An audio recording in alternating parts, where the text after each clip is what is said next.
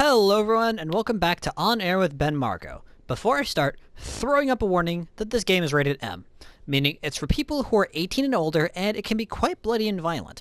So if you don't like the sound of that, please turn this video off now. Anyway, back on topic, this week I've got something that, surprisingly, isn't an indie game, just an old game. Borderlands, specifically Borderlands the Handsome Collection. No, seriously, that's actually what it's called. The Handsome Collection is actually a 2-for-1 deal that contains both Borderlands 2, which you see on screen now, and Borderlands the pre-sequel, and all the downloadable content, or DLC, for both. But is it worth getting is the question. Anyway, Borderlands is a first-person shooter role-playing game hybrid, and I personally think it's pretty interesting. Anyway, let's get going. First off, one of the most important things about a first-person shooter game, such as Borderlands, is the combat, and fortunately, I'm happy to admit the combat is actually quite fun. Compared to other shooters, the guns themselves operate relatively standard, at least for the most part. See? Pull the trigger, you shoot. Works exactly how it's supposed to be. Bullets go into things, make them no longer alive. That's basically how a first-person shooter works. And obviously, every single different character class, of which there are 5, has their own abilities and own traits that differentiate them from each other, which makes playing through the game multiple times as different characters actually quite fun, since, well, everyone handles differently. Second fun thing about the game is actually its sense of humor, which is crude beyond crude. It's fun and wacky, but poop and fart jokes are the words of the day here, guys. It's lowbrow.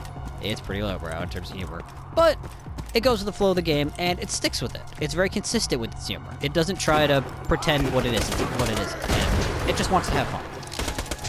Of course, you gotta have a good first-person shooter, you gotta have some good guns. Now, the guns you see me using here are, standard early game guns. They're nothing fancy, but they work. Later on, you can get some really, really ridiculous guns that do things like shoot fire, or turn enemies into, melted piles of, goo when they die. And one of the later game guns, what was added in one of the DLCs, which is included in the game, as I mentioned before, is, I have to say, I'm not making this up, a shotgun that shoots exploding swords. No, really, it's a shotgun that shoots exploding swords that then explode into more swords. Yeah, it's a bit silly. And now, as much as I like this game, I have to talk about the downsides. First off is the difficulty scaling. Overall, the game isn't super difficult. It's actually quite fun by a guy who just blew himself to smithereens. But unfortunately, on secondary and additional playthroughs, their main way of making the game harder isn't really to make the enemy more challenging, give them new tricks, give them better AI. It's really just give them a lot more health, which works kinda, but ultimately that's not the most interesting way to make an enemy more challenging, guys. I mean, that's just kind of lazy for the most part. Effective, but lazy. Fireworks. Now the other downside is that this game is really played best with friends. It's fun on your own. I'm enjoying myself even just doing a recording for this. But in order to make the game really work, you'll really need to have friends along for the ride. So it can make things difficult if you don't have friends. So, there is that. Yeah. Fortunately, they actually, in the Handsome Collection, they added couch co-op, which means you can play the game with friends that you're just sitting next to, which wasn't in the original versions of the game. Which, it's a nice addition. They didn't have to put that in, but they wanted to. Why? Because they thought people would enjoy it, which is great. Anyway, now for the final verdict. Ultimately, is this game worth it? Would I say it's worth it? Depends. If you like what you see here, then yes, because you're going to be doing a lot more of it throughout the course of the rest of the game. So, yeah, if you like it, go for it.